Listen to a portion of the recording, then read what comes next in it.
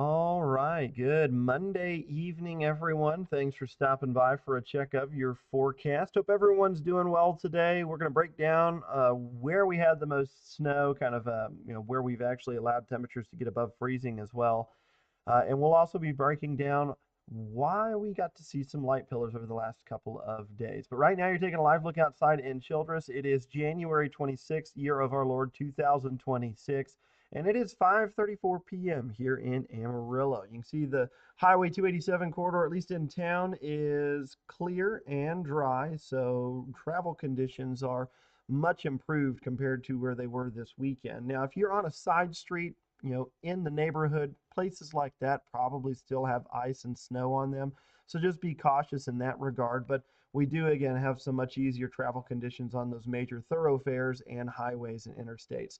Here's our high temperatures for today. We got to 33 in Amarillo. That broke our spell of consecutive hours below freezing. Clovis even got past freezing this afternoon.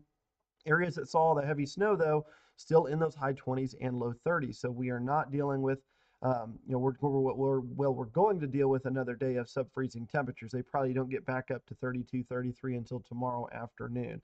Currently still 33 in Amarillo at the airport, 43 in Dalhart, Dumas, 41 there, Hereford, 35. And as far as the time we spent below freezing was 80 hours and 45 minutes, which is not a record, but it is a very long time to spend below 32, even for us here in Amarillo. Here's your wind chills. You can really tell where that heavy snowpack is on the ground. It's where it feels like it's still in the teens and low 20s. Where we don't have any snow left over, temperatures are in the 30s for the wind chill anyway. Where the snow's still left tonight, we do expect that cold weather advisory to go into effect at 10 p.m. That will run until 9 a.m. on Tuesday. That's for our southern row of counties in the Panhandle from Palmer all the way over towards Childress and Cottle County, and then a handful more from Hemphill, Gray, and Armstrong to the southeast around Donley and Wheeler and Collinsworth County. And then that also will include Clovis in the Curry County region and Roosevelt County down there in New Mexico. So here's some pictures from Chime In. This is actually from Stratford. This was early this morning. Savannah Copley sent this to us. Thank you, Savannah, if you see this, for sharing that with us through Chime In. But this was, again, something that we had the last couple of nights. We even had it here in Amarillo. Lots of pillars there on the southeast side of town. This is actually from our producer, Ren, this morning.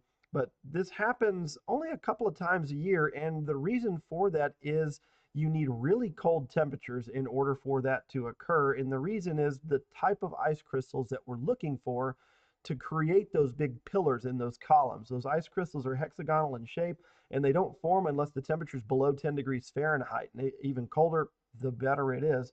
But they're pretty flat. They're almost two-dimensional. So they're kind of needle-like. But when you get a bunch of them to form in the atmosphere and you kind of have just, some of these really tiny flakes and these ice crystals just floating around, when they pass in front of or above a column of light, or rather a source light, a light source, I should say, then you start to get some mirroring reflections from those ice crystals. And so you get these really tall columns there above things like your street lights, your headlights, maybe the patio lights, things like that. And that's, again, just kind of a cool phenomenon. It happens a lot more frequently the further north you get, but for us here in the Panhandle, it's kind of a treat. Only happens about once, maybe twice a year. Let's go ahead and run through our computer model. We are expecting temperatures to tumble back down into the teens tonight, maybe even a few of us in the single digits. So this relief from the freezing weather is very short-lived. It's just a limited break. We will fall back below freezing probably in the next hour, and then we'll be in the teens by tomorrow morning. Temperatures tomorrow afternoon will return to the 40s and upper 30s, and we continue this just gradual warming trend moving into the middle of the week. Will actually be pretty seasonal on Wednesday afternoon. Highs should get up into those low 50s for most of us, maybe some mid 40s where there still could be a little bit of some snow left in the shady areas in the South Panhandle. And then the extended forecast is pretty quiet. We are expecting that cold air to continue further east and eventually vacate the Panhandle area. We are going to see a ridge build in over the west coast. That will eventually lead to some warmer weather for us as we get into the first few days of February. Now, the thing that we're watching is what happens as we get towards the middle of February. Let me see if I can't pull it up for you real quick. We're going to actually take a look at the stratosphere. We're not going to be looking in the lower levels, we're going to be looking way up high. So this is the GFS ensemble, and this is up at 10 millibars in height. So basically the very top of the atmosphere. But you can see here's Texas down here. We're looking right over the top of the North Pole. You can see again this stretched or elongated polar vortex, which again was on top of a very large and deep trough that pushed through the central U.S. over the last 4 or 5 days. And when you get that vertically stacked segment like that, that really just opens the door for cold air. You get this ridge of high pressure over Greenland, and it just kind of funnels and just pinches all that cold air into the central plains, which we had talked about a week and a half ago. That could happen, that we could get cold. We most certainly did. The things changed as we got a little bit closer. We're like, hey, maybe we'll have some moisture to work with. And inevitably, we did get some snow, some of us more than others, but we had the moisture, which is always nice here in the high plains because it's never a guarantee. I want to run this out over the next 384 hours. Looks like we're going to have to go back to the 12Z. The 18Z hasn't come all the way in, but this is an ensemble, so this is just a general mean of what to expect. You can see that polar vortex lobe starts to push a little bit back to the north, closer towards Alaska and the northwestern provinces of Canada as we get towards this weekend. Notice again, it's not really centered over the North Pole. It's elongated, it's stretched, so probably going to continue to see some occasional shots of cold air get displaced and sent down through the plains this weekend. And just depending on how the lower levels set up, that will really determine where exactly that cold air goes. But just look at this as we go into the middle of the month of February. This is the 7th. We actually get it to split rather than just being elongated. And you actually get this sudden stratospheric warming event right over the poleward region, closer towards Greenland and places like that up there way close to the North Pole.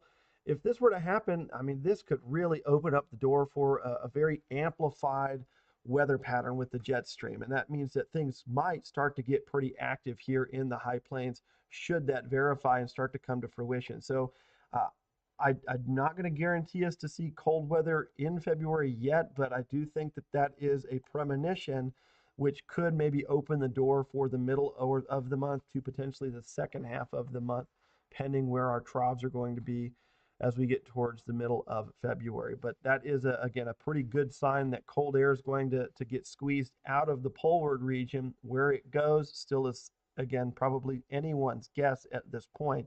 But there may be a couple of things over the coming days that we talk about and look at: our MJO oscillation, our PNA oscillation, and just trying to maybe pinpoint where exactly some of that cold air may go. Does it go to Siberia? Does it go to the New England area? Do we get it to actually funnel all the way down the front range of the Rockies back into the Lone Star State? Those are some questions that we may have to try and answer for you as we get closer to the end of the month. Here's that 7-day tracker. We're going to climb to 51 Wednesday for the high temperature, normal high being 53. It's going to feel kind of like a heat wave compared to this weekend. And then we'll end up seeing another front come through on Friday into Saturday. Again, that's just when the polar lobe is just elongated and stretched out, and we'll just kind of get a glancing blow from it. We'll have a high of 39 on Saturday afternoon, temperatures back into the teens for a morning, and then we're back up into the 50s on Sunday. And look at this, 61 for your high here in Amarillo next Monday. That's definitely going to feel like summer compared to today. That's all we have for you guys. Thank you so much for stopping by. Enjoy the rest of your evening, and we will catch you